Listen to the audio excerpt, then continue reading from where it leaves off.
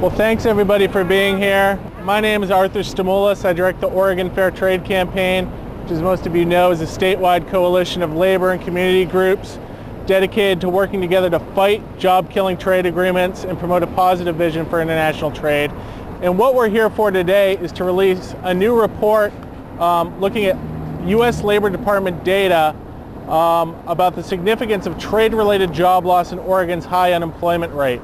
And what we found is that, according to the U.S. Labor Department, 2009 in Oregon saw more jobs lost due to trade than any year since NAFTA was enacted. And the first half of this year hasn't been much better. Looking back, since 1994, Oregon has lost nearly 47,000 jobs certified by the Labor Department as being either offshored or displaced by imports as a result of our trade policies. And there's evidence that that Labor Department data is really only scratches the surface in the total number of jobs lost to trade. Over the past 4 quarters, Oregon has lost almost 10,000 jobs due to trade, just over the past 4 quarters. That's a huge percentage of the total jobs that Oregon has seen lost during this economic crisis. And it's important to note that the majority of these job losses were completely preventable. They're a direct result of policies enacted by our elected officials that make it easier for jobs to be shipped overseas, that force local employers to compete with companies taking advantage of sweatshop working conditions and lax labor and environmental standards in foreign countries. And this is something that needs to change. There's a bill gaining momentum in Congress called the Trade Act that would help level the playing field for local employers by creating strong new standards for future trade agreements and by requiring a renegotiating of existing trade agreements. Congressman Schrader, so far, who represents this district, has not yet supported that. We want him to join the 145 other members of Congress who have co-sponsored the Trade Act to make sure that this important bill passes, because frankly, Oregon's middle class is in real jeopardy if we continue allowing trade policies that make it easy for our jobs to be shipped overseas. So that's our basic message. I want to introduce Greg Pallison, the Vice President of the Association of Western Pulp and Paper Workers, which represents the Blue Heron mill workers in this plant. Well, I'd like to say it's good to be here, but it's not good to be here. The reason we're here is because of the job loss. Arthur pretty well summed it up. This plant site has been certified for the Trade Adjustment Assistance Program, which means that the job loss here is directly related due to imports. And those imports, most of them are coming from China, who has now become the world's largest producer of paper products.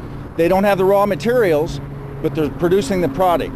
This plant site is 100% recyclable. They get all of their material, most of the material they have from the greater Portland area. That material now is being outbid and the Chinese and other international locations are bidding more for the raw materials, sending the recycled material to China, making a product and sending it back here. I mean, it's unbelievable. The financial pressure on this mill site has gotten great enough where the company has filed for bankruptcy protection. And at the rate it's going, we'll be surprised if the job survives. And as Arthur spoke about, this is not the only facility. The Albany paper mill that was there has closed. International Paper closed that. They were certified for Trade Act benefits. In Oregon City, SP Newsprint, that facility has been up and down last year. They worked 26 weeks out of 52. And that facility has been certified for Trade Acts. The Camas, Washington mill has been certified under the Trade Act. And virtually every location that we represent, one way or another, the imports are definitely having a negative impact. You know, people wonder about why is it that there's no money for schools and roads and all that stuff.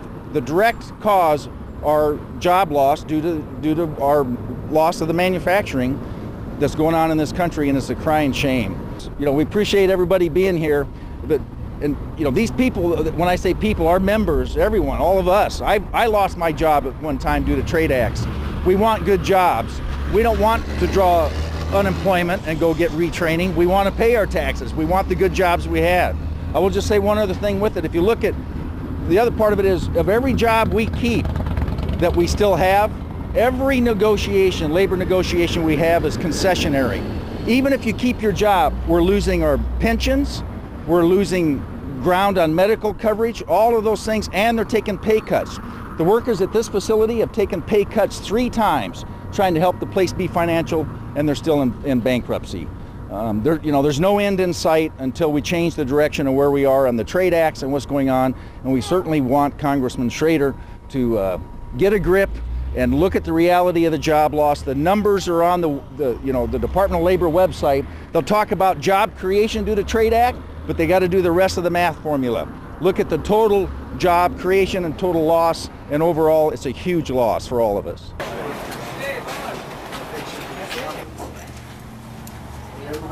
A number of us met with Representative Schrader about I will do that. probably close to 4 weeks ago now. And he promised to get back to us in 2 weeks with his detailed statements about a part of the Trade Act that sets fair labor standards. Because we're interested in fair labor standards, not free trade. And we want to know what his opinion was, pro or against the definition of what fair trade is that the Trade Act gives. And he said he would do that. And he took the papers and said he would look at it. About a week ago, I called up to see what was happening, and also Arthur called up and spoke with Suzanne, and Suzanne said that Kurt Schrader was writing his responses and we would get an answer the end of last week or the very beginning of this week. So we're getting into the middle of this week. So we want to know, we want an answer, and we want a clear time that we're going to get it. The answer you're looking for is on the Section 4 of the Trade Act, which sets what fair trade means. When we were here last time, it was actually like a day or two before the release of the certification for the Blue Heron paper mill. The workforce there has been certified for TAA benefits, which is bad news. We would like them not to be certified, because if they're certified, that means the job loss is directly related to imports. And what's currently going on is the continual escalation of job loss after job loss after job loss. I mean, I can tell you for our members, I'm out of the AWPPW, we represent the workforce there. Changing the policy in the United States on trade, on what's there, is our number one issue, critical on the manufacturing side. And I can tell you that if he doesn't support a change and support job creation in the United States, our members will not support him. I mean, we're getting, they're calling me saying, what the hell's going on? We're losing our job, and our own Democratic Congress rep out of the area doesn't seem to get it. And it's terrible. Plus, you may be familiar, this plant site's filed bankruptcy, protection. I mean, it's a terrible situation. And they want good representatives that want the good jobs for here. Okay. Well, I'm sorry, I don't have an answer for you, but I'm happy to see if I can track it down.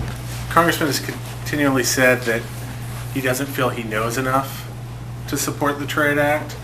For a year and a half, he hasn't asked us a single question about it, and that's why it's really important to us that he provide this information about what he questions in it, what he likes, what he doesn't like, so that we can continue a productive dialogue and get him the information that he needs. We've heard that the Obama administration is considering moving forward with the Korea Free Trade Agreement. That's something that the congressman had urged them to do earlier this year.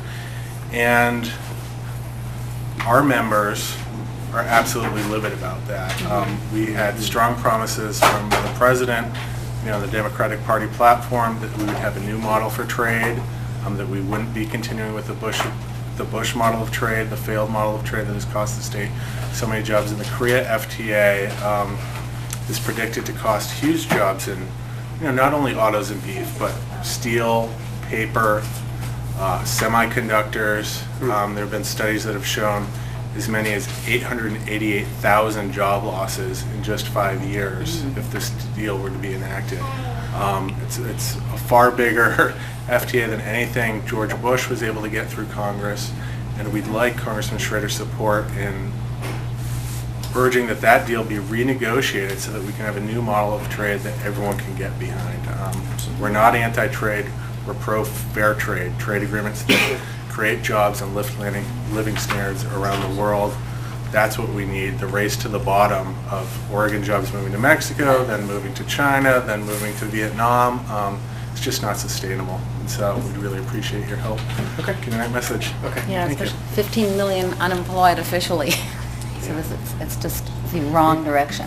And I'll just mention to you, you know, IP bought the Albany paper mill that was there, you know, and closed it. Yeah. IP officials have been in our office, in the Portland office, twice. They just finished down in Springfield last week. We have a contract there for 3 more years. They're insisting that we open the contract 3 years early, basically do away with pensions, take about a 30% cut in pay, and they're saying that you know, we're the highest cost labor center they have, and that they have a world model, they operate all over the world, and they want us to meet the world model. Now that facility, we just got a report out of there, it's per person working there, they're the most profitable location they have, and it doesn't matter because they said maybe the most profitable. Right now, we have a world model that we're going after, and right after they close the Albany mill, $2 billion investment announcement for Russia, $4 billion investment in Indonesia, and we talked about it before, the tax breaks they had, you know, and all this stuff on the black liquor and everything. Not only are we losing our jobs, they're taking the tax breaks and reinvesting overseas. Right. It's a double-edged sword. Right. No money for schools, and we could go on and on and on the roads, but we got to have Yeah. a different direction. So the question is like, who does Congressman Schrader care about? I mean, it's a very obvious question to us. And it doesn't, the answer doesn't look great.